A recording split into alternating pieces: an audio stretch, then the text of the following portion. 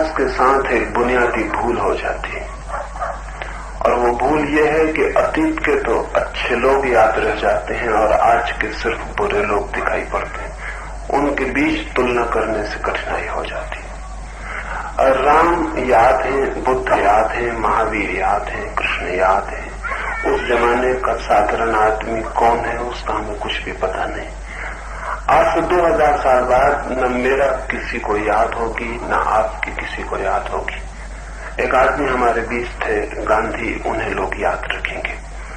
2000 साल बाद लोग सोचेंगे कि गांधी का युग बड़ा धार्मिक युग रहा होगा, अहिंसा का, प्रेम का, सत्य का।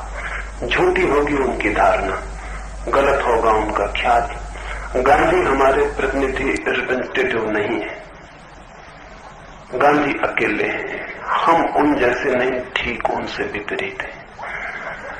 लेकिन वो याद रह जाएंगे और हमारे युग को उनका नाम दिया जाएगा जो कि सरासर झूठ होगा। गांधी युग कहा जाएगा।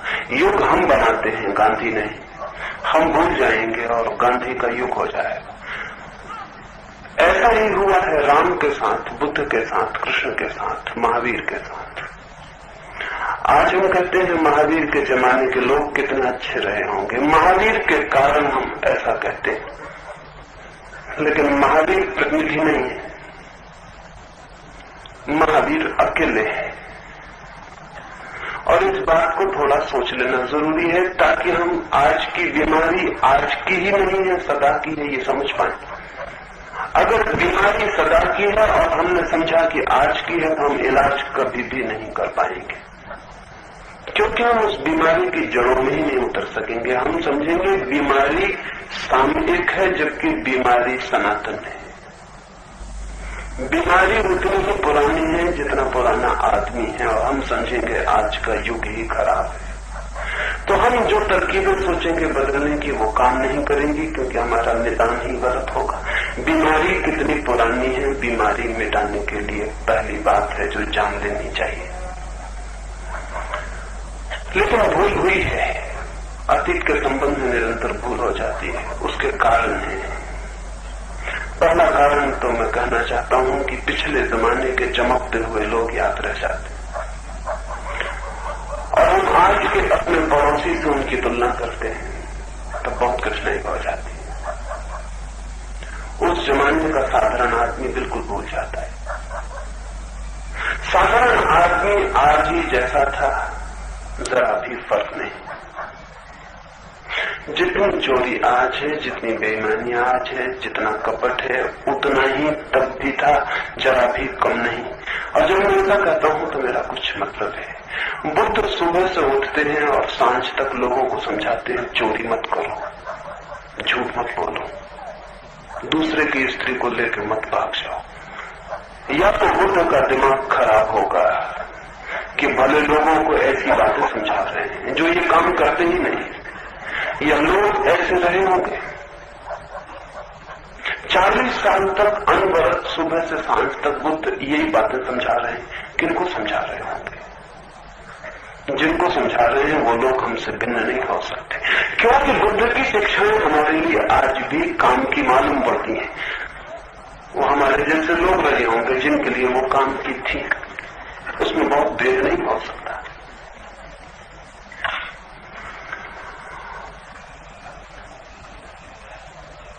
इन सारे बड़े पुरुषों को हम इतना आदर देते हैं, उसका भी यही कारण है।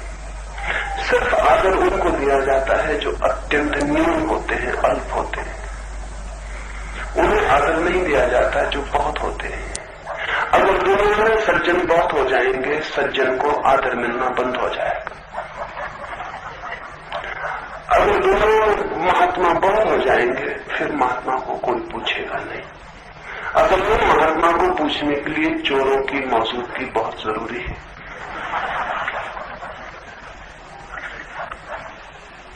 जो पूछते हैं, जो आदर देते हैं, वे विपरीत होते हैं, इसलिए पूछते हैं, इसलिए आदर देते हैं। स्कूल में एक शिक्षक काले तख्ते पर सफेद खड़िया से लिखता है, सफेद दीवार पर भी लिख सकता है, लिख तो जाएगा लेकिन दिखाई नहीं पड़ेगा।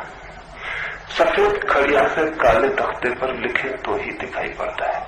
अच्छा आदमी बुरे समाज के काले तख्ते पर ही दिखाई पड़ता है, नहीं तो दिखाई नहीं पड़ेगा। महावीर, बुद्ध और कृष्ण और राम जो हमें दिखाई पड़ते हैं हजारों साल के बाद, वो समाज की अंधेरी रात उसके ऊपर चमकते हुए दिखाई पड़ते हैं। अंधेरी रात में तारे ज्यादा चमकते, दिन में तारे खो नहीं जाते। दिन में तारे उतने में होते हैं जितने रात में होते हैं, लेकिन दिखाई नहीं पड़ते, क्योंकि सफेदी में तारा कैसे दिखाई पड़े, खो जाता है। जिस दिन दुनिया अच्छी होगी सबसे पहले महात्मा खो जाएंगे, वो दिखाई नहीं पड़ेंगे। जब तक दुनिया बुरी है तब तक महात्मा दिखाई पड़ता रहे। इसलिए महात्मा के तो हित में है कि दुनिया बुरी रहे, समझाता है, बुराई को मिटाता है, लेकिन उसका अस्तित्व तो रह सकता है, लेकिन वो दिखाई नहीं पड़ेगा। अतीत में हमने 10-5 बड़े नामों को याद रख लिया है। उसका कारण है कि हमने 10-5 आदमी पैदा किए, बाकी सारी आदमियत बांझ थी, उससे कुछ पैदा नहीं हुआ। आदमी सदा से ऐसा ही है। इसलिए कुछ ऐसा नहीं है कि आज ही अंधेरा हो गया है और आज ही धर्म खो गया है और आज ही लोग परमात्मा को याद नहीं कर रहे हैं। कुछ ऐसा नहीं है कि कलयुग की वजह से सब कुछ हो रहा है, सतयुग में सब अच्छा था। जैसा आदमी आज है वैसा सदा था। इसलिए बीमारी से लड़ना बहुत गहरे पड़ेगा। कोई सोचता हो कि अंग्रेजी की शिक्षा के कारण लोग बिगड़ गए हैं तो गलत सोचता है। जब अंग्रेजी का पता न था तब भी लोग ऐसे थे। कोई सोचता हो कि फिल्मों के कारण लोग बिगड़ रहे हैं तो गलत सोचता है, क्योंकि फिल्में जब न थी तब भी आदमी ऐसा ही था। इसलिए मैं कहता हूं कि बीमारी की गहराई और दूरी और लंबाई समझ लेनी जरूरी, नहीं तो लोग ऐसे उपचार बताते हैं जिनको अगर हम हल भी कर लें, अगर सारे हिंदुस्तान के सिनेमा बंद कर दिए जाएं तो आदमी में रत्ती भर फर्क नहीं पड़ेगा, बल्कि डर है कि आदमी शायद और बुरा हो जाए। डर इसलिए है कि सिनेमा में बुराई को देखकर खुद बुरा करने का मन थोड़ा कम हो जाता है, राहत मिल जाती।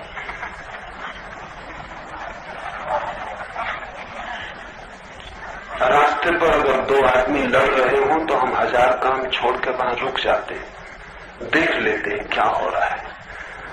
ऐसे ऊपर से कहते हैं कि भाई लड़ो मत, लेकिन भीतर भगवान से प्रार्थना करते हैं कि कुछ हो ही जाए।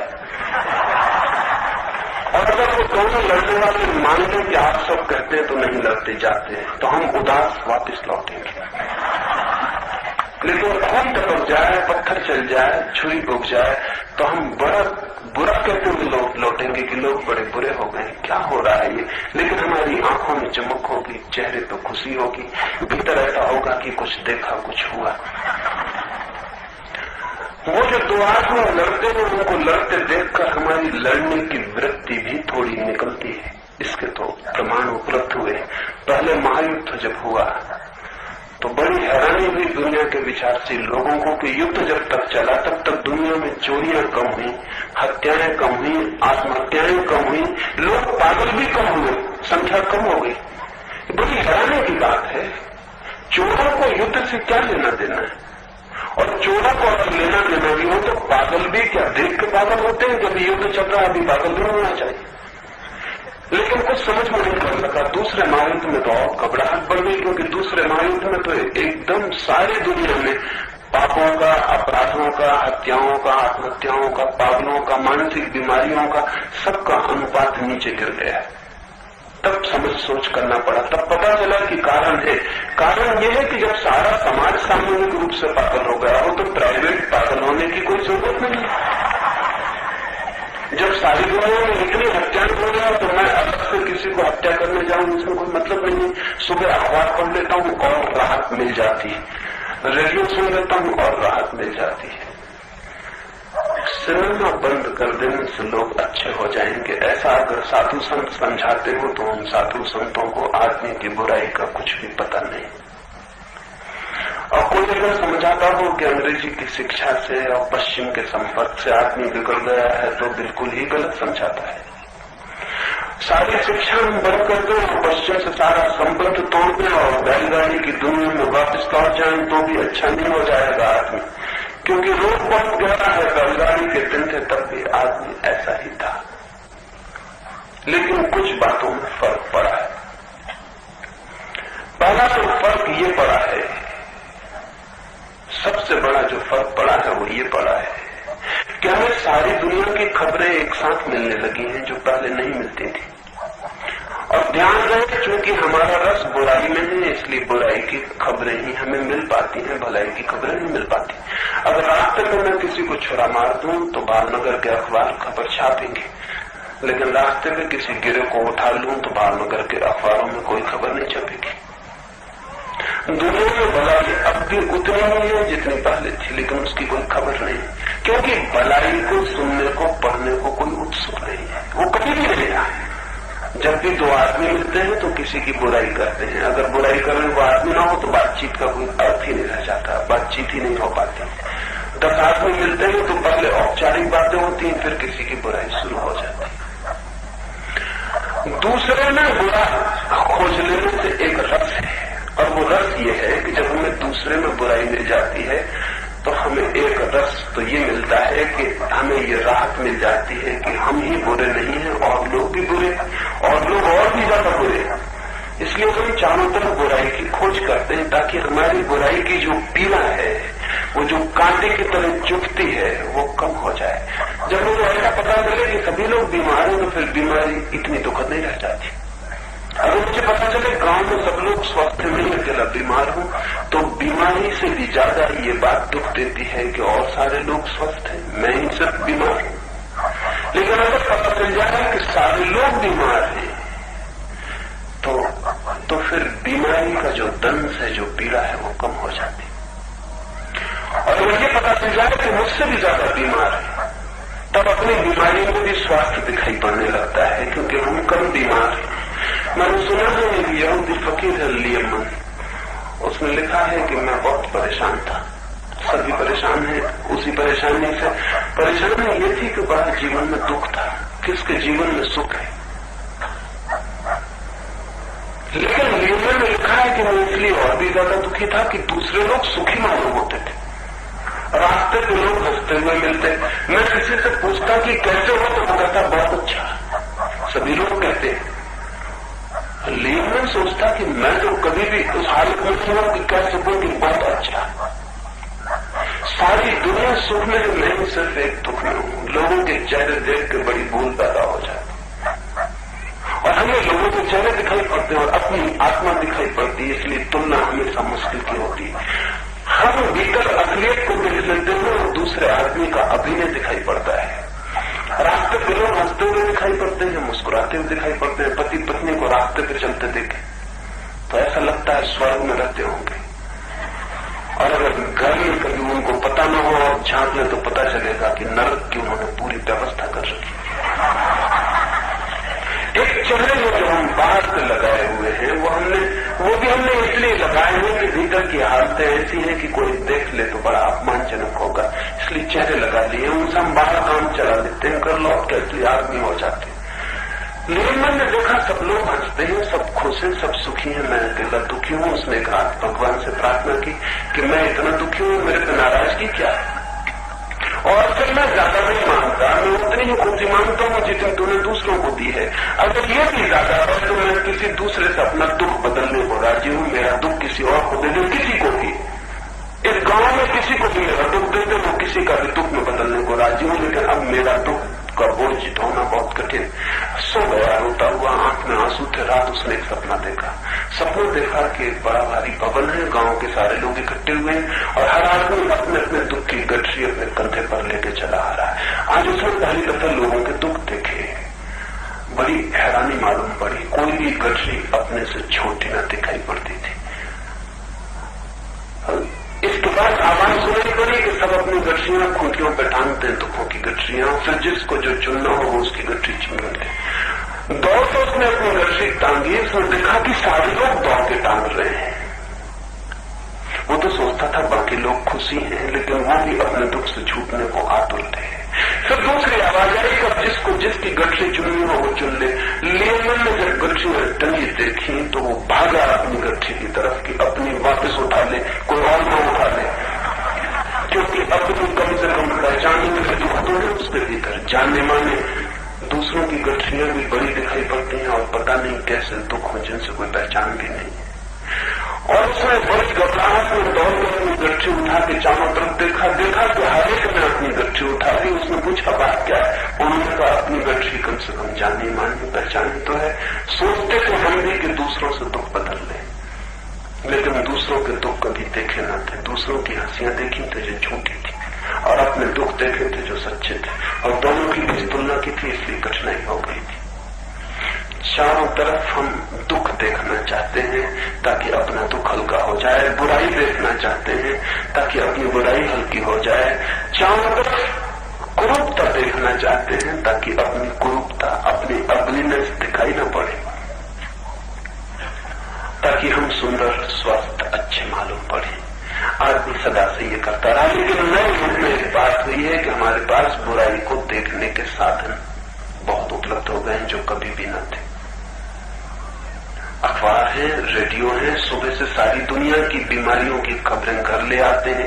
आप सुबह से देखते और कहते हैं दुनिया बहुत बुरी हो गई। दुनिया ऐसी ही थी, सिर्फ अखबार न थे जो खबर ले आते। और लिखना पढ़ना इतना मुश्किल था कि अच्छी बातें ही नहीं लिखी जा पाती थी, तो बुरी बातें लिखने के लिए तो उपाय न था।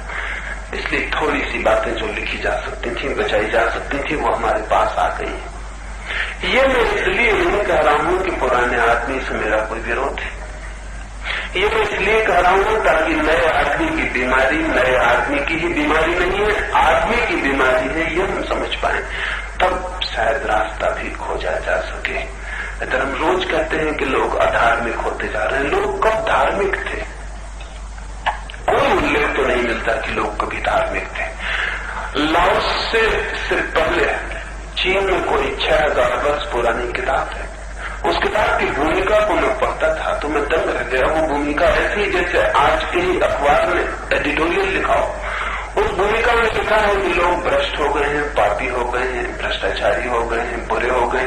पहले के लोग बहुत धार्मिक थे, आजकल के लोग बहुत अधार्मिक हो गए। 6000 साल पुरानी किताब भी ये लिखती है कि पहले के लोग अच्छे थे, आज के लोग बुरे हो गए। अब पूछना जरूरी है कि ये पहले के लोग फिर कब थे? और अब तक दुनिया में एक भी किताब नहीं है जो ये कहती हो कि आज के लोग अच्छे। एक भी किताब नहीं है सारे जगत में। सब किताबें कहती हैं पहले के लोग अच्छे थे, आज के लोग खराब हो गए। एक किताब नहीं है जो ये कहती हो कि ये समय अच्छा है, आनंद का है। सब किताबें कहती हैं पहले के दिन बहुत अच्छे थे, अब तो दिन बहुत बुरे हो गए। हर बाप यही कहता है कि कहां वो बातें जो हमने देखी।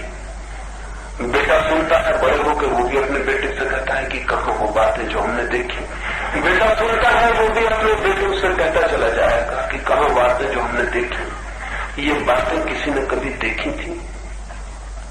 ये दिन अच्छे कब थे? ये दिन अच्छे कभी भी न थे। आदमी ऐसा ही था, अधार्मिक ही था, लेकिन एक फर्क पड़ा है। और वो फर्क ये पड़ा है कि पुराना अधार्मिक आदमी भी धार्मिक होने का ढोंग कर लेता था, नए आदमी को ढोंग करना मुश्किल हो गया। ढोंग टूट गया, हिपोक्रेसी टूट गई, पाखंड टूट गया। पुराना आदमी तिलक लगा लेता, चोटी बड़ी कर लेता, समझता कि धार्मिक हो गया।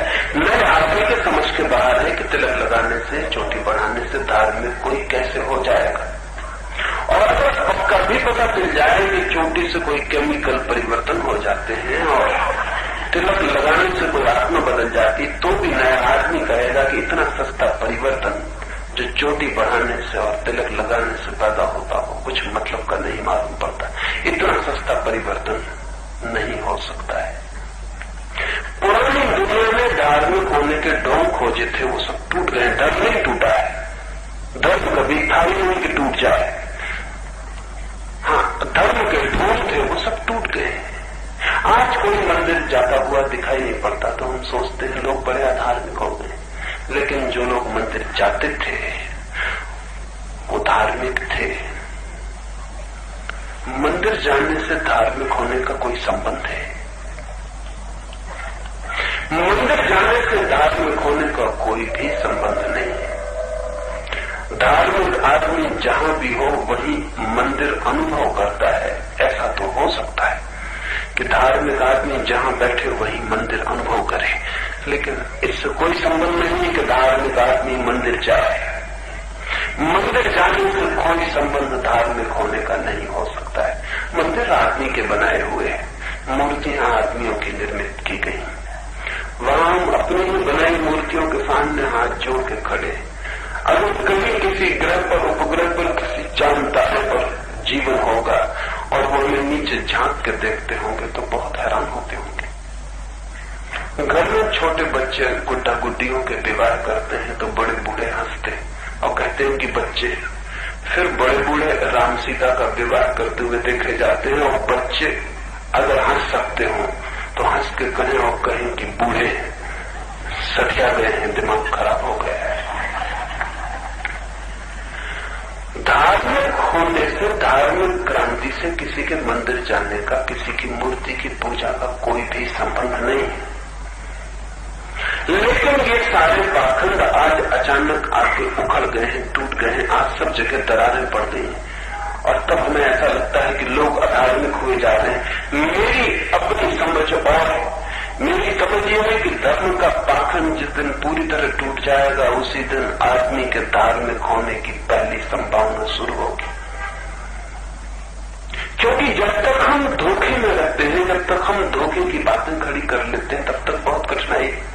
क्योंकि तब तक सत्य की खोज नहीं हो सकती। धर्म क्या है इसकी खोज होनी कठिन हो गई, क्योंकि हमने धर्म के नाम पर कुछ ऐसे काम इकट्ठे कर लिए जिनसे धर्म का कोई भी संबंध नहीं। अब एक आदमी अगर बैठ के राम राम राम राम जपता रहे, राम बड़ा प्यारा नाम है, लेकिन जपने से कोई मतलब नहीं। अभी मैं एक गांव में गया था तो वहां एक सज्जन कहना चाहिए, मेरे हिसाब से तो नहीं कहना चाहिए, लेकिन ऐसे वो सज्जन है। उन्होंने एक बड़ा काम किया। उन्होंने एक बड़ा पुस्तकालय बनाया है जिसमें हजारों किताबों में सिर्फ राम राम राम राम लिखवा के रखवा दिया। वहां 10-50 लोग दिन भर सुबह से शाम तक राम राम लिखने का काम कर रहे हैं। उनके कई और नाम उन्होंने लिखवा के वो लाइब्रेरी बड़ी होती चली जाती। हिंदुस्तान भर में कई स्त्रियां पुरुष घरों में बैठे राम राम लिख के वहां पोथियां भेजते रहते हैं, वो उनको इकट्ठा करते जाते। उन्होंने मुझसे कहा कि आप देखने चलिए, आप बड़े प्रसन्न होंगे। मैंने कहा मैं प्रसन्न नहीं होगा, मैं एकदम दुखी हो जाऊंगा। उन्होंने कहा क्यों? और वो खत्म राम नाम लिखवा के रखती है। मैंने कहा तुम कितने ही लिखवा कर रख लो, सिर्फ बच्चों के काम में जो कापियां आ सकती थी वो तुम खराब कर रहे हो और कुछ भी नहीं कर रहे। और अगर कहीं राम होगा तो मरने के बाद मिल गए तो वो भी तुमसे कहेगा कि तुमने बहुत अपराध किया। जब बच्चों के पास किताबें न थी पढ़ने को तब तुमने ये कापियां खराब क्यों की? और राम राम लिखने से, कितनी ही बार लिखने से क्या हो सकता है? लेकिन नहीं, पहले वो आदमी धार्मिक समझा जाता है, अभी भी समझा जा रहा है। लेकिन 20 साल बाद बहुत मुश्किल है ऐसा आदमी अगर हमें मिलेगा तो अपराधी हो जाएगा 20 साल बाद, क्रिमिनल एक्ट। और 50 साल बाद अगर हम इस आदमी को मनोचिकित्सक के पास इलाज के लिए ले जाएं तो हैरानी नहीं होगी कि इसका दिमाग खराब हो गया, ये किताबें खराब करता है और राम राम लिखता चला जाता है। राम बड़ा प्यारा नाम है, लेकिन किताबों पर कूदने से कोई आदमी धार्मिक नहीं हो सकता। लेकिन हमें धार्मिक दिखाई पड़ रहा है। एक आदमी माला फेर रहा है बैठ के घंटे तक, तो हमें धार्मिक मालूम होता है, क्योंकि हमारे दिमाग में ये ख्याल है कि ये माला की गुरिये फेरना एक धार्मिक कृत्य है। लेकिन धर्म से और किसी माला की गुरिये फेरने से कोई भी तो संबंध नहीं है। तिब्बत नाम से ज्यादा होशियार लोग, उन्होंने प्रेयर व्हील बना लिया। वो माला फेरते नहीं, 108 स्पोक लगा दिए एक चक्के में, चक्के जैसा चक्का बना लिया।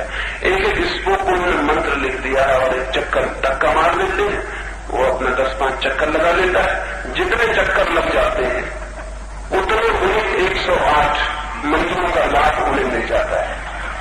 तो दुकान पर बैठे माला अलग से फेरने के लिए समय भी नहीं निकालना पड़ता। आदमी की कमी में चालाकी की भी सीमाएं नहीं। दुकान पर अपना काम कर रहे तो मौका मिला, धक्का उसको मार दिया। एक लामा मुझे मिल रहा है, तो मैंने कहा कि तुम बड़े पागल हो, लगा के बिजली में लगा दो, अब तुम्हें धक्का मारने की जरूरत नहीं, वो चलते ही रहेगा। लेकिन इससे कोई धार्मिक हो जाएगा।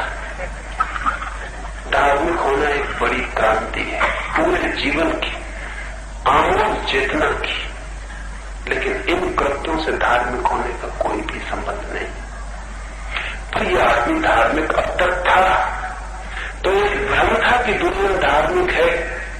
लेकिन अगर हम लौट कर देखें, अगर दुनिया धार्मिक थी तो 3000 साल में 15,000 युद्ध कैसे हुए? 3000 साल में 15,000 युद्धों की कथा है। इतनी हत्याएं, इतनी लूट, इतनी खसोट की जिसका हिसाब लगाना मुश्किल है। ये पुरानी दुनिया धार्मिक थी तो फिर ये सब कैसे हुआ?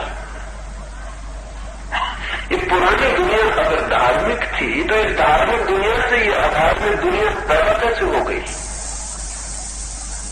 ये भी थोड़ा ध्यान रखना जरूरी है कि बेटे आसमान से पैदा नहीं होते, माँ बाप से पैदा होते।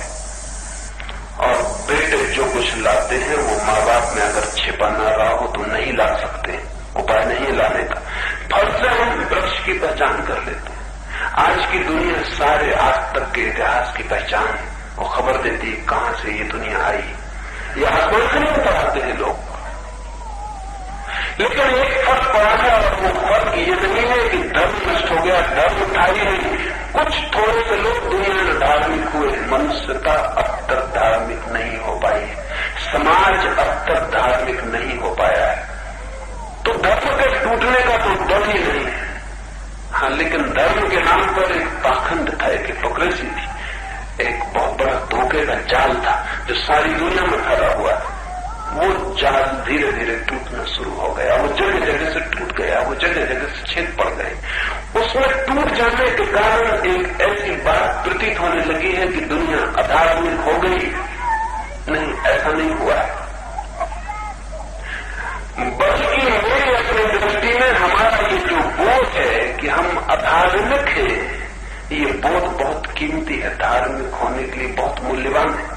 अगर किसी आदमी को स्वस्थ होना हो तो उसे ये पता चलना बहुत जरूरी है कि वो बीमार है। अगर बीमार किसी तरह के सपने में जीता हो और समझता हो कि मैं स्वस्थ हूं, तब फिर बहुत कठिनाई है। लेकिन बीमार को पता चल जाए कि मैं बीमार हूं तो फिर बीमारी से लड़ना पड़ेगा, बीमारी तोड़नी पड़ेगी, बदलनी पड़ेगी। मेरी दृष्टि में इस 20वीं सदी में आके बहुत फेनोमेनल, बहुत कीमती घटना घटी है, और वो ये कि हम आदमी की असली तस्वीर को पहली दफे पूरी तरह देखने में समर्थ हो पा रहे हैं। नहीं तो आदमी ने अपनी तस्वीर में बहुत तरह के ढोंग रच रखे थे और उनसे कभी पता नहीं चलता था कि वो आदमी कैसा है। उस ढोंग के कारण दिखाई ही नहीं पड़ता था, असली आदमी की खबर ही नहीं मिल पाती, खुद को भी खबर नहीं मिलती थी कि असली आदमी क्या। अगर मुझे सन्यासी होना होता पुरानी दुनिया में तो काफी था कि मैं गिरुए कपड़े पहन लूं और सन्यासी हो जाऊं। आज भी कुछ लोग सिर्फ गिरुए कपड़े पहनकर सन्यासी हो रहे। हिंदुस्तान में 50 लाख से ऊपर सन्यासी। जिस देश में 50 लाख सन्यासी हो उस देश की जिंदगी कुछ और होनी चाहिए, सुगंध कुछ और होनी चाहिए। लेकिन आज हिंदुस्तान से ज्यादा बेईमान, हिंदुस्तान से ज्यादा पतित, हिंदुस्तान से ज्यादा परेशान पृथ्वी पर कोई मुल्क नहीं। 50,000 सन्यासियों की मौजूदगी इस मुल्क को तो जैसे पारस सोना बना दे लोहे को, ऐसा 50,000 सन्यासी जिस देश में हो उस देश की तो जिंदगी और हो जानी चाहिए, सुगंध और चमक आ जानी चाहिए। लेकिन वो नहीं आ रही। उसका कारण है कि जिसे हम सन्यासी कहते हैं वो पुराना ढोंग है, वो सिर्फ कपड़े बदलने का नाम है, वो सिर्फ तोता जैसी रटी हुई पुरानी बातों को दोहरा देने का काम, वो सिर्फ आरोपित इम्पोस्ट ऊपर से थोड़ा गया सन्यास। वो सन्यासी बना हुआ का मतलब उसने कोशिश कर करके वो सन्यासी हो गया। अब कोई आदमी दुनिया में कोशिश कर करके सन्यासी हो सकता है, और अगर हो जाएगा तो सिर्फ अभिनय कर सकता है।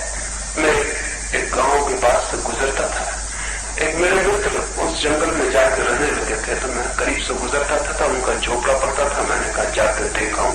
गाड़ी रोककर मैं उतर के गया।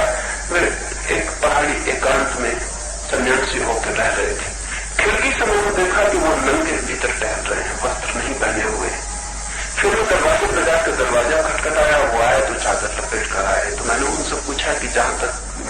गलती नहीं हुई तो खिड़की से आप मुझे दिखाई पड़े कि नग्न है। उन्होंने कहा मैं नंगे रहने का अभ्यास कर रहा हूं। मैंने कहा अभ्यास नंगे रहने का? सुना है कि महावीर ने कभी नंगे रहने का अभ्यास किया हो। चित्त सरल हो गया था, कपड़े गिर गए थे, पता नहीं चला कि वो कब नंगे हो गए। अगर पता चला हो तो नंगापन झूठा हो जाएगा। एक चित्त की सरलता है कि शरीर में फिर छिपाने को कुछ नहीं मालूम पड़ा होगा, कपड़े गिर गए होंगे, ये तो समझ में आ सकता है। लेकिन एक आदमी अभ्यास कर रहा है नंगे होने का। तो मैंने उनसे कहा सन्यासी होना है कि किसी सर्कस में भर्ती होना? अभ्यास हो जाएगा और बड़ा खतरा यही है कि सफल हो जाओगे। उन्होंने कहा कि पहले 2-4 मित्रों के पास नंगा पहुंचूंगा, फिर थोड़े छोटे गांव में, फिर बड़ी राजधानी, धीरे धीरे अभ्यास हो जाएगा। अभ्यास तो हो ही जाएगा, अभ्यास तो कुछ भी हो सकता है। नंगे करने का भी अभ्यास हो सकता है, लेकिन उस नग्नता को उपलब्ध करना बात दूसरी है, जो अभ्यास से नहीं निर्दोष होने से आती है, इनोसेंट होने से आती है। और ध्यान रहे कि इनोसेंट माइंड और कल्टिवेटेड माइंड, निर्दोष चित्त और अभ्यासी चित्त बिल्कुल उल्टे होते हैं। अभ्यासी चित्त बहुत जटिल होता है, वो इंतजार कर रहा है, वो नंगे होने का इंतजाम कर रहा है, वो निर्दोष नहीं हो रहा है, नंगे होने का इंतजाम कर रहा है, वो इंतजाम कर लेगा। ऐसी क्या कठिनाई है, आदमी नंगा हो सकता है। लेकिन ऐसा जो एक पुराना जगत था जिसमें सन्यास को, धर्म को, प्रार्थना को, पूजा को, सबको रिचुअल और क्रियाकांड में बदल दिया था, वो टूट रहा है। इससे डर नहीं जाने की जरूरत है कि आदमी अधार्मिक हो गया है। सिर्फ धर्म के नाम पर जिसे हम धर्म कहते थे वो पाखंड टूट रहा है। एक छोटी सी कहानी से समझाने की कोशिश करूं। मैंने सुना है एक रात एक पति घर वापस लौटा, वो थका मांदा है, वो बिस्तर पर लेट गया है। उसने अपनी पत्नी से कहा कि जल्दी पानी ले आ, मुझे बहुत जोर से नींद आती। पत्नी पानी लेने गई है, वो जब लेट लौटी तब तक पति सो ही गया है। तो उस पत्नी ने ये सोचा कि नींद तो लग गई है, अब नींद तोड़ूं वो भी ठीक नहीं, और प्यास तो लगी थी, तो अगर मैं पानी रख के सो जाऊं तो नींद खुले तो प्यास तब तक और भी बढ़ गई होगी। तो वो पानी का बर्तन लिए चुपचाप रात भर उसके बिस्तर के करीब खड़ी रही। पता नहीं कब नींद टूट जाए और पता नहीं कब पानी का ख्याल आ जाए और मैं सो जाऊं। कोई सुबह भोर होते होते पति की नींद खुली तो वो बहुत हैरान हुआ। उसने कहा कि तू ये बर्तन लिए यहां क्यों खड़ी? उसने कहा कि मैंने सोचा कि नींद तोड़ूं वो भी ठीक नहीं, और आप प्यासे हैं और मैं सो जाऊं, और हो सकता है कि मुझे नींद न तोड़े मेरी, इस कारण आप प्यासे ही पड़े रहे, इसलिए मैं रात यहीं खड़ी रही। ये आसपास खबर पहुंच गई, गांव के सम्राट तक खबर पहुंच गई। गांव का सम्राट उस स्त्री को दर्शन करने आया। सच में ऐसी स्त्री दर्शन के योग्य है। वैसे ऐसी स्त्री मिलना थोड़ा मुश्किल है। सम्राट जब उसके दर्शन करने आया और बहुत से हीरे जवाहरात भेंट करने आया, उसने कहा कि ऐसी स्त्री भी इस राज्य में मैं धन्यभागी हुआ। पड़ोस की स्त्रियों को आग लग गई। स्त्रियों को काम ही नहीं है सिवाय इसके कि एक दूसरी स्त्री के प्रति उनको आग लगती रहे।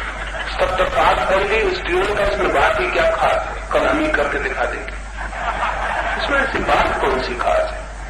पड़ोस में एक स्त्री जिससे कहा कि रात हो गई, इतनी सी बात के लिए इतने हीरे जवाहरात, इतना शोरगुल, इतनी फूल मालाएं, गांव भर में ये चर्चा और ये देवी बना देना, इसमें रखा क्या? ये तो हम ही कर सकते। उसने अपने पति से कहा कि ध्यान रखो, आज जब लौट के आओ तो थके मांदे लौटना। आज से ही बिस्तर पर लेट जाना और कहना कि प्यास लगी, मैं पानी ले जाऊं तब ध्यान रहे सो जाना, जाके मत रहना, और मैं रात भर खड़ी रहूंगी। इसमें बात ही क्या है? सुबह आंख खुले तो पूछना कि अरे तू रात भर खड़ी रही, तब मैं वही उत्तर दूंगी जो कि दिया गया है, और तब गांव भर में खबर फैला देना। कल हमारे द्वार पर भी आए। हुआ, रिचुअल पूरा हो गया, क्रियाकांड पूरा कर दिया गया। पति थक के लौटा, पति कुछ कर भी नहीं सकता, पत्नी ने आज्ञा दी थी, थक के लौटना पड़ा। आके लेट गया, उसने कहा बड़ी प्यास लगी, और पूरे जो भी व्यवस्थित किया गया था नाटक वो खेला गया। जब पति सो गया तो पत्नी ने सोचा कि अब कोई देख भी तो नहीं रहा, रात भर खड़े रहने का मतलब क्या, सुबह सुबह फिर खड़े हो जाएंगे। स्वाभाविक था, जिस तर्क से वो चल रही थी उसमें ये तर्क बिल्कुल ही संगत था। अभी तो कोई देख भी नहीं रहा, खबर तो सुबह हो रही है। और पति को कह दिया सुबह का आंख खोलने मत, बीच में सुबह आंख खोल के पूछना कि अरे तू अब तक खड़ी। पत्नी सो गई, अब पति बार बार सुबह आंख खोल के देख रहा, वो भी सो रही तो बेचारा से आंख बंद कर लेता, क्योंकि जब वो बदल होकर खड़ी हो जाए तब वो पूछे कि अरे तू खड़ी है, क्योंकि इसके आगे पूरी कथा चले। वो डायलॉग तो सब तर्क थे, वो कथा भी चल गई, उन्होंने आसपास खबर भी पहुंचा दी, लेकिन न सम्राट आया न गांव से कोई खबर आई। उस स्त्री ने कहा कि बड़ी जाति मालूम हो रही है, बड़ा अन्याय मालूम हो रहा है, जो किया गया है वही यहां भी किया गया है। वो सम्राट के पास गए, उसने कहा अन्याय हो रहा है, एक के साथ ये और हमारे साथ ये व्यवहार। तो सम्राट ने कहा पागल, कुछ चीजें हैं जो होती हैं की नहीं जाती, हो जाए तो उनमें फूलों की सुगंध होती है, की जाए तो कागज के फूल रह जाते। धर्म कुछ ऐसी चीज नहीं है कि की जा सके, होने वाली बात है, घटना है जो घटती है।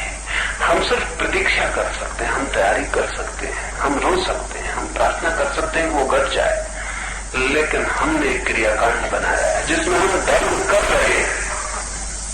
हमने धर्म को एक क्रिया बनाई है, जबकि धर्म एक क्रिया नहीं है, धर्म एक अनुभव है जो घट सकता है, जैसे प्रेम एक अनुभव है।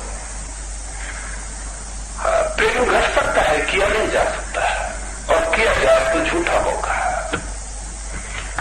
इसलिए जो लोग प्रेम करने की आदत में पड़ जाते हैं वो फिर कभी प्रेम कर ही नहीं पाते, क्योंकि वो घटना कभी घटती ही नहीं। घटना तो उन्हीं को घट सकती है जिन्होंने कभी प्रेम करने के लिए सोचा ही नहीं, तो घटना घट सकती है, लेकिन जिन्होंने प्रेम करना सीख लिया।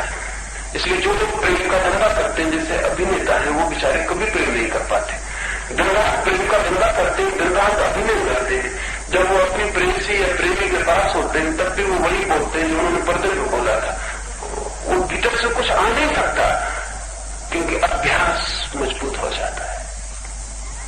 धर्म को हमने अभ्यास बनाया था अतीत युगों में, धर्म को अभ्यास नहीं बनाया जा सकता। धर्म प्रेम की तरह की घटना है, इसलिए मैं कहता हूं धर्म प्रेम है, और जो प्रेम के राज को समझ लेता है वही केवल धर्म के राज को समझ सकता है।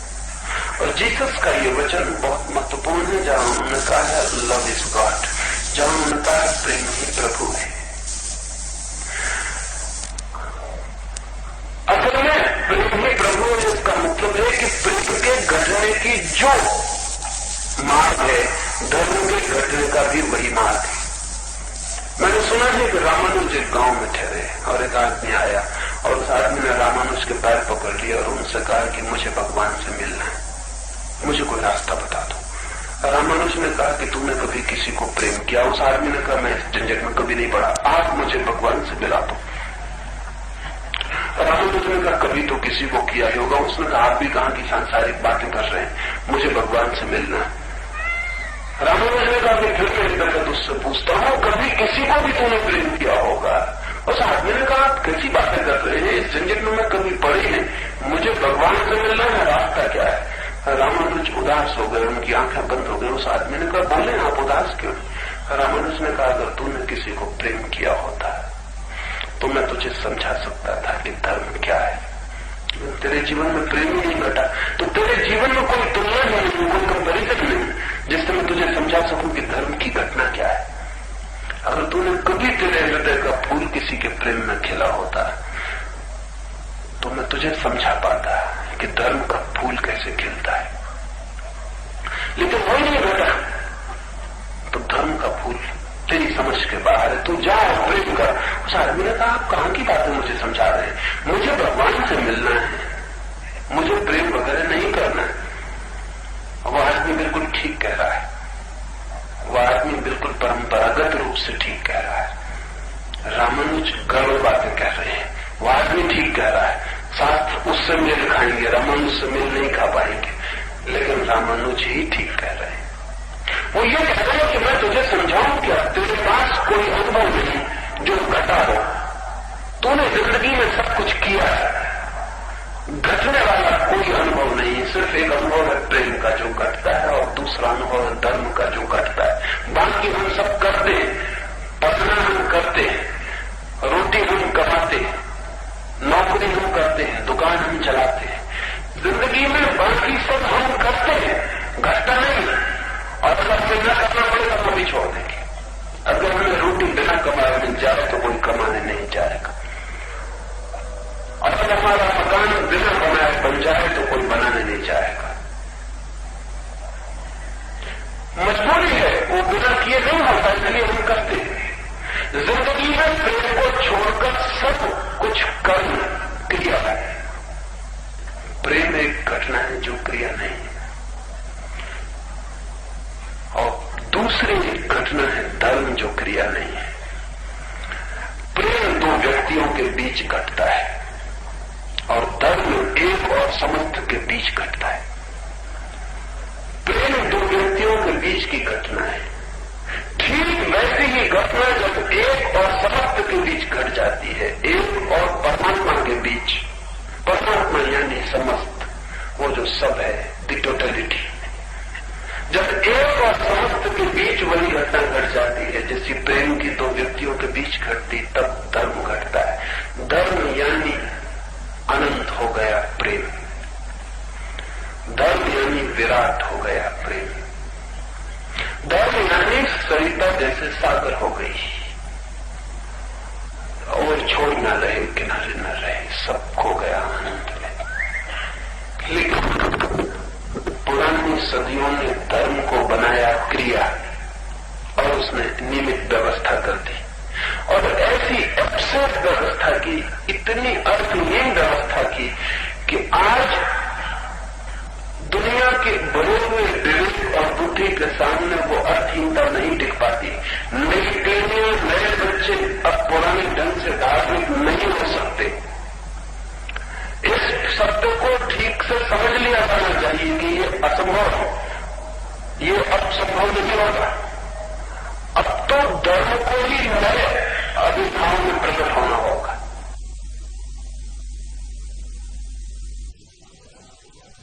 उसे अब क्रिया की तरह नहीं, रिचुअल क्रियाकांड की तरह नहीं, उसे प्रेम की तरह घटना की भांति, हृदय के खिले हुए फूल की भांति प्रकट होना होगा। निश्चित ही कुछ और रास्ते से धर्म को सोचना जरूरी है, नहीं तो नई पीढ़ियां अब भविष्य में धार्मिक न हो सकेंगी।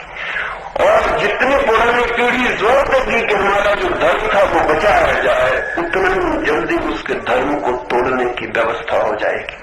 जितना जोर दिया जाएगा कि बचाया जाए, क्योंकि जितना वो जोर देंगे उतनी ही एब्सर्डिटी, असंगति दिखाई पड़नी शुरू हो जाएगी। अभी मैं एक घटना पढ़ा तो मैं बहुत हैरान हुआ और चिंतित भी हुआ।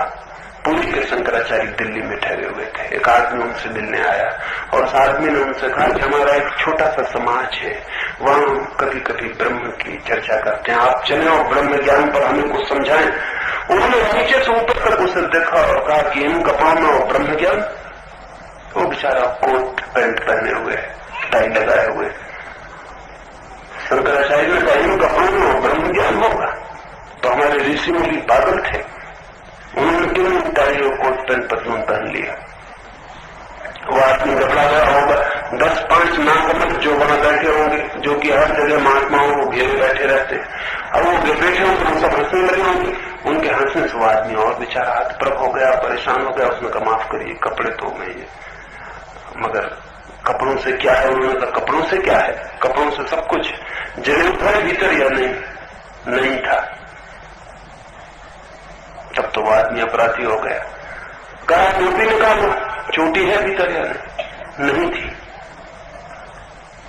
तब तो उन्होंने हद नासमझी की बातें कही, जो शंकराचार्य की हैसियत का व्यक्ति कहे तो सारी पृथ्वी पर हमारा अपमान होता है। उन्होंने उस आदमी से कहा, पेशाब खड़े होकर करते हो कि बैठ के?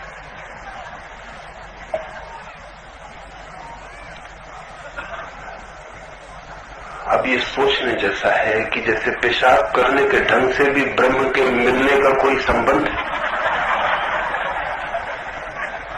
ये बातें आने वाले भविष्य में मूर्खतापूर्ण हो जाएंगी, हो गई, लेकिन कभी ये बड़ी अर्थपूर्ण थी। अर्थपूर्ण इसलिए नहीं थी कि अर्थपूर्ण है, अर्थपूर्ण इसलिए थी कि मनुष्य को सोचने से ही रोका गया। मनुष्य को सिखाया गया था विश्वास, आस्था, श्रद्धा, सिखाया गया था जो कहा जाए उसे चुपचाप मान लेना, उस पर शक ही मत करना। और बचपन से जब यही बात समझाई जाती थी कि मान लेना, सोचना मत, तो मनुष्य की सोचने की जो क्षमता है वो छीन हो गई थी। असल में हमारी वे ही क्षमताएं विकसित होती हैं जिनका हम निरंतर उपयोग करते हैं। अगर एक बच्चे को बचपन से ही चलने न दिया जाए तो वो बच्चा कभी भी चल नहीं पाएगा। इसलिए नहीं कि उसके पास पैर न थे, इसलिए भी नहीं कि उसे कोई भगवान ने कमजोर पैर दिए थे, बल्कि पैर भी तभी काम करते हैं जब उनका उपयोग किया जाए। आप भी अगर 2 साल पैर बांध के बैठ जाएं तो जिंदगी भर के चलने वाले पैर भी 2 साल में बुढ़ा के सिकुड़ जाएंगे और चलना बंद कर देंगे। उनका उपयोग होना चाहिए। पुरानी पूरी व्यवस्था विश्वास, मान्यता, बिलीफ पर खड़ी थी कि मान लो, और बच्चों को बचपन से समझाया जा रहा था सोचना मत, विचारना मत, इसलिए कोई सोच नहीं रहा था। इसलिए इस तरह की नासमझी की बातें अब तक समझदारी की मालूम पड़ी, अब नहीं मालूम पड़ सकती, क्योंकि दुनिया में एक नई घटना घट गई है और वो नई घटना विज्ञान है, और विज्ञान ने सारे चिंतन के आधार बदल दिए। विज्ञान कहता है संदेह करना, डाउट जो है वो आधार है। विज्ञान कहता है जो संदेह नहीं करता वो आदमी ही नहीं है। और धर्म अब तक का तथाकथित धर्म कहता था संदेह किया कि भटके, और विज्ञान कहता है संदेह न किया तो सत्य तक कभी पहुंचेंगे नहीं। अब नई दुनिया विज्ञान के निकट आने के कारण रोज रोज संदेह करेगी, और वो ये पूछेगी कि ये चोटी का होना ब्रह्म ज्ञान के लिए क्यों जरूरी है, इसका क्या वैज्ञानिक संबंध है। और इस नई पीढ़ियों को समझाने की चेष्टा और रोचक की होगी। अभी एक सज्जन ने किताब लिखी है, उसमें उन्होंने समझाने की कोशिश की कि हाँ चोटी वैज्ञानिक है, और कारण उन्होंने बड़ा मजेदार दिया है कि बच्चे हंसेंगे और आने वाली पीढ़ियां हंसेंगी कि क्या बातें करते थे लोग। उसको उन्होंने समझाया कि चोटी बहुत वैज्ञानिक, और कारण ये दिया है कि हमने बहुत पहले जो रहस्य खोज लिए थे वो विज्ञान ने अब खोजे, और वो रहस्य ये था कि उसमें उन्होंने लिखा है कि बड़े मकानों पर देखा है लोहे की डंडी लगा देते हैं ऊपर, ताकि बिजली गिरे तो डंडी से नीचे चली जाए, मकान खराब ना हो। वो चोटी जो थी हमने बिजली को बचाने के लिए निकाली थी। अब ये बातें और बातों को असंगत कर देंगी, ये बचाने की नासमझ चेष्टाएं, और जल्दी उस मकान को गिरा देंगी जो गिरने के करीब हो गया है। अब बच्चे इस बात को सोच के हैरान हो जाएंगे कि चोटी जो है बांध के खड़ी रखने से ये बिजली के लिए शरीर से बाहर निकालने के लिए कंडक्टर का काम करने वाले। अभी बच्चे ये कितने दिन तक हम ये बातें समझा सकते? असल में वो समझा रहे हैं कि धर्म के लिए नुकसान पहुंचा रहे हैं, क्योंकि हम इनकी बातों के कारण डर की कमी, उनकी बातों के डूबने के साथ साथ मनुष्य के मन में धर्म की जिज्ञासा न डूब जाए। खतरा यह है कि ये तथाकथित साधु सन्यासियों का निरंतर चलती हुई बातचीत के साथ कहीं ऐसा न हो कि हम धर्म के प्रति ही विमुख हो जाएं, जिसके भी डर पैदा हो गए। क्योंकि अगर ये सारी बातें बकवास है तो ऐसा भी मालूम पड़ सकता है कि धर्म की कोई बकवास तो नहीं है। और मैं आपसे कहना चाहूंगा धर्म ही जीवन में सारभूत है, लेकिन क्रियाकांड से जुड़ा हुआ धर्म मर चुका है, उसकी लाश को आगे नहीं खींचा जा सकता। अब एक स्पॉन्टेनियस रिलीजन, एक सच स्फूर्त हार्दिक धर्म की दुनिया में जरूरत है, जो क्रियाकांड पर निर्भर नहीं, जो मनुष्य के चेतन व्यवहार पर, मनुष्य के मन के परिवर्तन पर, जो मनुष्य के होने के ढंग पर, करने के ढंग पर नहीं, होने के ढंग पर निर्भर है। तब जरूरी नहीं है कि वैसा आदमी धार्मिक आदमी हिंदू और मुसलमान हो, क्योंकि हिंदू और मुसलमान रिचुअल के फर्क है। एक आदमी इस तरह नमाज पढ़ता है तो मुसलमान है, और इस तरह प्रार्थना करता है तो हिंदू। अब तक क्रियाकांड के कारण ही दुनिया में इतने धर्म बन सके, इतने 300 धर्म है सारी पृथ्वी पर। ये भी हंसने जैसी बात है। विज्ञान तो एक है और धर्म 300 है। ये कैसे हो सकता है? पानी हिंदुस्तान में गर्म करो तो 100 डिग्री पे गर्म होता है, और तिब्बत में करो तो 100 डिग्री पर, और इंग्लैंड में करो तो, और पाकिस्तान में करो तो भी 100 डिग्री पर नहीं होता है। कोई पाकिस्तान में मुसलमान मुल्क हो जाने से कोई डिग्री नहीं बदल जाती। पानी एक ही नियम मानता है सारी जगत में। आग एक नियम मानती है, अणु एक नियम मानते हैं, सारी प्रकृति एक नियम मानती है। प्रकृति के नियम सार्वभौम यूनिवर्सल है, तो चेतना के आत्मा के नियम अलग अलग कैसे हो सकते? वे भी एक ही नियम मानते हैं। और जब आप डॉक्टर के पास जाते हैं तो ये नहीं पूछता कि टीबी आपको है तो आप हिंदू हैं या मुसलमान, क्योंकि मुसलमान की टीबी को असल में इलाज और ढंग का होना चाहिए, कुछ पाकिस्तानी ढंग का इलाज चाहिए। हिंदू के लिए कुछ हिंदुस्तानी ढंग का इलाज चाहिए। लेकिन टीबी के नियम एक, वो टीबी के कीटाणु फिक्र नहीं करते कि हम मुसलमान के भीतर रह रहे हैं कि हिंदू के भीतर रह रहे हैं। वो टीबी के कीटाणु एक ही नियम का पालन करते हैं, वो टीबी के कीटाणु है, उनको कुछ पता नहीं है। अभी खून को निकाल के कोई नहीं बता सकता कि खून हिंदू का है कि मुसलमान का है। हड्डियों के ऊपर से कुछ पता नहीं चलता कि हड्डी जैन की है कि बौद्ध की है कि ब्राह्मण की है कि शूद्र की है। आदमी के बीच जो भेद था वो भी धर्म के कारण न था। धर्म तो भेद पैदा कर ही नहीं सकता।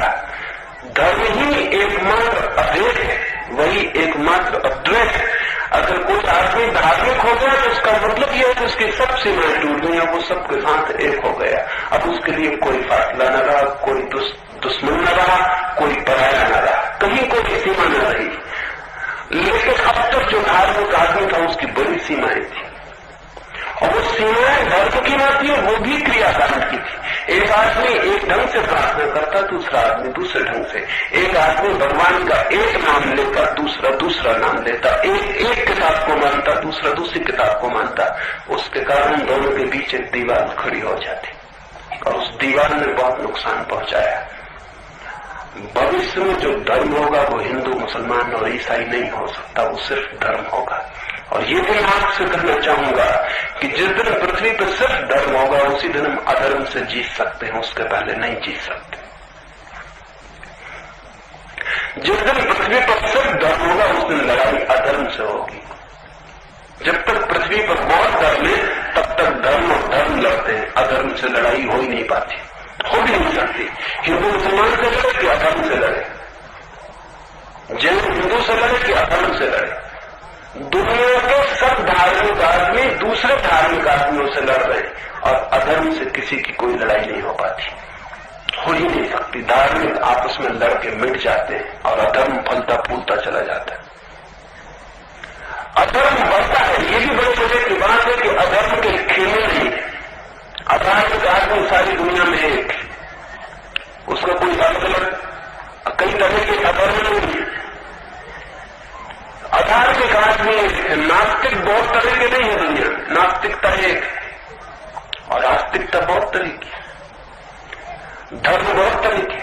ये हैरानी की बात है। इससे उल्टा होता तो समझ में आ सकता था कि बहुत तरह के नास्तिक होते और आपस में लड़ते, लेकिन बहुत तरह के आस्तिक और आपस में लड़ते हैं। ये ठीक होता है कि दुनिया के अधार्मिक आपस में लड़ते, लेकिन अधार्मिक लड़ते ही नहीं, धार्मिक लड़ते हैं। आने वाला भविष्य एक ऐसे धर्म की तलाश कर रहा है रोज, जो धार्मिकों को न लड़ाता हो बल्कि धर्म को अधर्म के सीधे एनकाउंटर में, सीधे उसके सामने खड़ा, आमने सामने खड़ा कर देता हो, तो ही दुनिया से अधर्म मिट सकता है। अब तक धर्म सीधा लड़ नहीं पा रहा अधर्म से। चर्च मंदिर से लड़ता है तो अंधेरे के मकान से कौन लड़ेगा? अंधेरे का मकान रोज बड़ा होता चला जाता है। अधर्म है, था और डर है कि कहीं आगे भी न बच जाए। अगर हम धर्म की कोई नई व्याख्या नहीं खोज लेते और धर्म की कोई नए आयाम, नए डायमेंशंस नहीं खोज लेते, धर्म का कोई वैज्ञानिक अर्थ नहीं खोज लेते, धर्म के क्रियाकांड से मुक्त करके धर्म की कोई हार्दिक मनोदशा नहीं खोज लेते, तो दुनिया में अधर्म बढ़ता चला जाएगा और धर्म की फिर भी कोई मीनिंग नहीं मालूम पड़ती। लेकिन खोजा जा सकता है और अब खोजना पड़ेगा, क्योंकि पाखंड के कारण अब तक खोज संभव नहीं हो पाती थी। वो पाखंड गिर रहा है और मैं मानता हूं आदमी धर्म के बिना नहीं जी सकता है। लेकिन अगर धर्म का पाखंड भी उसके हाथ में हो तो वो सब्स्टिट्यूट से भी राजी हो जाता है, वो उसी के साथ जी लेता है। हमें पता भी नहीं चलता। मैं एक कहानी मुझे याद आती है, उससे अपनी बात पूरी करूं। मैंने सुना है एक रात एक जंगल से दो सन्यासी जा रहे हैं, भागते हुए अपने जहां उन्हें ठहरना है, जहां रुकना है, वहां भागे चले जा रहे हैं। बूढ़ा सन्यासी तेजी से भाग रहा है। जवान सन्यासी बार बार कहता है कि इतनी जल्दी क्या है? वो कहता है जल्दी है, रास्ता अंधेरा है, अमावस की रात है, खतरा है। वो जवान सन्यासी बहुत बार सोचता है कि सन्यासी को खतरा कैसा? असल में जिसने सारे खतरे स्वीकार कर लिए हैं वही तो सन्यासी है। तो सन्यासी को खतरे का क्या मतलब? जिसको खतरा है उसी को ग्रस्त कहते हैं। असल में जो खतरे से डरा हुआ है वही ग्रस्त है। ग्रस्त का मतलब ये है कि खतरे से बचने के लिए उसने घर बनाया, खतरे से बचने की तिजोरी रखी है, खतरे से बचने के लिए इंतजाम किया है। लेकिन सन्यासी वो जिसने खतरे को स्वीकार कर लिया, अब उसके पास न घर है, न दीवार, न तिजोरी, या आदमी डर क्यों रहा है? फिर इस बूढ़े सन्यासी ने आज तक कभी कहा भी नहीं पहले आज ही क्या खतरा है। फिर वे कुएं पर रुके हैं, बूढ़े ने अपने झोले को जवान को दिया, कहा मैं पानी खींच लो, संभाल के रखना। तब उसे ख्याल आया कि खतरा जरूर झोले के भीतर होना चाहिए। उसने हाथ भीतर डाला तो देखा एक सोने की ईंट भीतर रखी हुई। खतरा पकड़ में आ गया, उसने वो ईंट निकाल के बाहर फेंक दी और एक उतने ही वजन का पत्थर उठा के झोले के भीतर रख दिया। सन्यासी बूढ़े ने जल्दी से हाथ मुंह धोया, क्योंकि जिसकी झोली में सोने की ईंट हो वो हाथ मुंह भी ठीक से नहीं धो पाता। 24 घंटे चलती, क्योंकि वो फिक्र तो ईंट की लगी हुई है, वो सब काम करता है लेकिन फिक्र ईंट की लगी रहती है। वो बार बार जल्दी झोला अपने हाथ में लिया, टटोल के देखी ईंट है, कंधे पर टांगा, वजन है। दौड़ शुरू हो गई, फिर रात अंधेरी होने लगी, शायद वो रास्ता भटक गए। उसने 2 मील चलने के बाद कहा क्या मामला है? कोई रोशनी नहीं दिखाई पड़ती, गांव का कुछ पता नहीं, रात अंधेरी है और बड़ा खतरा है। उस युवक ने कहा बिल्कुल बेफिक्र हो जाइए, खतरे को मैं 2 मील पीछे फेंक आया हूं। सोचा क्या करते हो? उसने गमला के अंदर झोली में हाथ डाला, वहां तो पत्थर था, सोने की ईंट नहीं थी। लेकिन 2 मील तक पत्थर की ईंट ने सोने की ईंट का पूरा काम किया। उसने कहा बड़ी अजीब बात है, मैं 2 घंटे तक पत्थर को कोई छीन न ले इससे डरा हुआ था। तो फिर अब गांव जाने की क्या जरूरत है, यहीं सो जाए। बोलने का तो फिर यहीं सो जाए, अब रात यहीं गुजार दें, फिर सुबह चलेंगे, अब कोई खतरा नहीं है। पत्थर की ईंट भी सोने की ईंट के भ्रम में 2 घंटे तक खतरा दे सकती है। एक घड़ी आई है मनुष्य जाति के जीवन में, एक मैच्योरिटी की, एक प्रौढ़ता की। आदमी प्रौढ़ हुआ है कि हम जिसे अब तक धर्म की ईंट समझते थे वो पत्थर की ईंट साबित हुई। अब कुछ लोग वो कहते हैं आंख बंद रखो और अभी भी सोने की ईंट माने चले जाओ, लेकिन आंख अगर जबरदस्ती बंद रखो तो भी बीच बीच में खोल कर देखना पड़ता है। और वो ईंट सोने की नहीं है, वो पत्थर की है। और नए बच्चे तो कहते हैं कि आंख बंद क्यों रखें, जब नहीं है सोने की तो नहीं है, पत्थर की है तो ठीक है, अब छोड़ो इसको, अब इसकी फिक्र छोड़ो। लेकिन कुछ लोग जो कहे चले जाते हैं कि नहीं ये सोने की है, इसको बचाना जरूरी है, क्योंकि हमारे बाप दादों ने इसे बचाया। उन्होंने बचाया होगा, उन्होंने गलती की, और जितनी जल्दी उस गलती को हम समझ लें उतना बेहतर है। और अच्छा हो कि इस ईंट को तो हम फिक्र छोड़ दें, लेकिन अब झोला खाली हो गया है, और खाली झोला बहुत अखरेगा, खाली आदमी बहुत अखरेगा।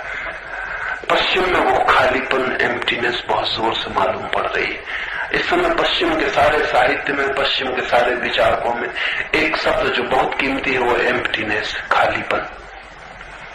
इस वक्त अगर दर्शन की कोई पश्चिम की किताब पढ़े तो उसमें परमात्मा की चर्चा नहीं होगी, आत्मा की चर्चा नहीं, एम्प्टीनेस की चर्चा होगी। खालीपन, आदमी खाली खाली मालूम पड़ रहा है। एक कली खो गई है, जैसे हमने समझा था कि सोने की थी, वो पत्थर की हो गई है। एक वर्ग है जो कहता है अब भी उसे सोने की माने चले जाओ, ये कैसे हो सकता है। दूसरा वर्ग है जो इसके खिलाफ कह रहा है कि घर में छोड़ो, ईट मीट सोने की हो नहीं सकती, सब ईंटें पत्थर की। इन दो के बीच एक लड़ाई चल रही। एक है जो कह रहा है इसी को सोने की मानो नहीं तो खाली हो जाओगे, दूसरा ये कह रहा खालीपन आदमी की नियति है, भाग्य। कोई ईट है नहीं सोने की, सब पत्थर की, फेंको उसको, खाली रह जाओ। इन दो के बीच सारी दुनिया में कसमकस है। मैं बिल्कुल तीसरे तरह का आदमी हूं जो ये करना सकता हूं, वो ईट पत्थर की थी उसे फेंको, लेकिन सोने की ईंट भी हो सकती है, खाली रहने की कोई जरूरत नहीं। सोने की ईंट खोजी जा सकती है। प्रेम को मैं धर्म के लिए सोने की ईंट कहता हूं।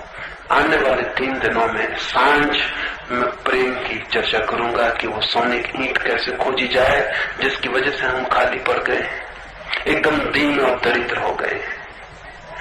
और सुबह ध्यान की चर्चा करूंगा, क्योंकि ध्यान के द्वार से ही उस खजाने तक पहुंचा जा सकता है जो प्रेम, क्योंकि प्रेम कोई कृत्य नहीं है, इसलिए प्रेम को हम कर नहीं सकते हैं, लेकिन प्रेम घट सकता है। जैसे कि मेरे घर बाहर सूरज निकला हुआ है, मैंने द्वार बंद करके मैं भीतर बैठा हूं। मैं सूरज की रोशनी को घर के भीतर नहीं ला सकता।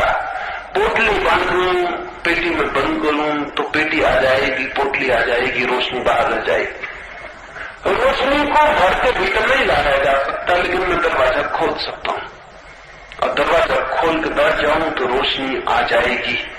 ध्यान द्वार का खोलना है जिससे प्रेम की घटना भीतर आके घट सकती। तो जो लोग सब विचार करने में उत्सुक है वो सांझ के लिए निमंत्रित है, लेकिन जो लोग प्रयोग करने में उत्सुक है कि कैसे वो प्रेम की अद्भुत घटना घट जाए जहां से हम परमात्मा के मंदिर में प्रविष्ट हो जाते हैं, वे सुबह निमंत्रित है। सुबह के लिए जो लोग आना चाहते हैं उनको 2-3 सूचनाएं मैं दे दूं, फिर अपनी बात पूरी करूं। पहली बात तो ये कि स्नान करके ही आए। दूसरी बात यह ताजे कपड़े पहने और आने के घंटे भर पहले से चुप रहने की कोशिश करें, बात मत करें घंटे भर पहले से। एक आदमी को अपने घर के सामने साइकिल रोकनी हो तो आधा फरलांग दूर से पैडल बंद कर देता है। आधा फरलांग तो साइकिल पुरानी गति से चल जाती है, पैडल चलाने की जरूरत नहीं रहती। और घर के सामने ही अगर आके एकदम से ब्रेक लगाया जाए तो खतरे का भी डर है, और हमारे माइंड में ब्रेक नहीं है, ये भी दिक्कत है। वहां कोई ब्रेक नहीं है कि हम एकदम से ब्रेक लगाते हैं। हमारे माइंड की, हमारे मन की जो व्यवस्था है वो बहुत धीमे धीमे चलती है। अगर आपको क्रोध आ जाए तो 1-2 घंटा उसको विसर्जित होने में लगते हैं। तो यहाँ ध्यान की तैयारी करने के लिए घंटे भर पहले से, यहाँ 8:30 बजे ध्यान शुरू होगा, आप 7:30 बजे से चुप हो जाएं, बात ना करें। बहुत जरूरी हो तो कुछ बोले, नहीं तो ना बोले। स्नान करें, चुपचाप चले आए, रास्ते में भी बात न करें। यहाँ भी आके आप 8 बजे 8:15 बजे जब आ जाएंगे ध्यान के स्थल पर तो चुपचाप आंख बंद करके बैठ जाएं। यहाँ कोई बात न करे। दरवाजे के भीतर प्रविष्ट होते से बात नहीं, फिर दरवाजे के बाहर की दुनिया बाहर शुरू होगी, दरवाजे के भीतर आप अलग दुनिया में चले गए। चुपचाप आके बैठ जाएं। फिर ध्यान कैसे करना है, कैसे ध्यान में जाना है, वो तो मैं सुबह बात करूंगा। 1 घंटा हम ध्यान में प्रवेश में जाएंगे। वो 1 घंटा आपके जीवन में एक अद्भुत घटना बन सकता है जिसका आपको पता भी ना हो कि क्या संभव हो सकता है। बहुत खजाने हैं जिनकी तरफ हमने आंख उठा के नहीं देखा, बहुत रोशनियां हैं जो हमारे पास मौजूद हैं लेकिन हम पीठ किए खड़े, बहुत फूल हैं जो खिले हैं और हमें बुला रहे हैं लेकिन हमारे पास सुगंध लेने की क्षमता नहीं, बहुत वीणाएं हैं जो निमंत्रण दे रही हैं लेकिन हमारे पास वो कान नहीं कि उन्हें सुन सके। ध्यान में उसकी खोज है जो इन वीणाओं को, इन फूलों को, इन रोशनियों की रिसेप्टिविटी, ग्राहकता पैदा कर देती है। तो जो प्रयोग में सुख है वो सुबह आ जाए, सांझ हम बात करेंगे और सुबह प्रयोग करेंगे। मेरी बातों को इतनी शांति और प्रेम से सुना है, इससे बहुत अनुग्रहित हूँ और अंत में सबके भीतर बैठे परमात्मा को प्रणाम करता हूँ। मेरे प्रणाम स्वीकार करें।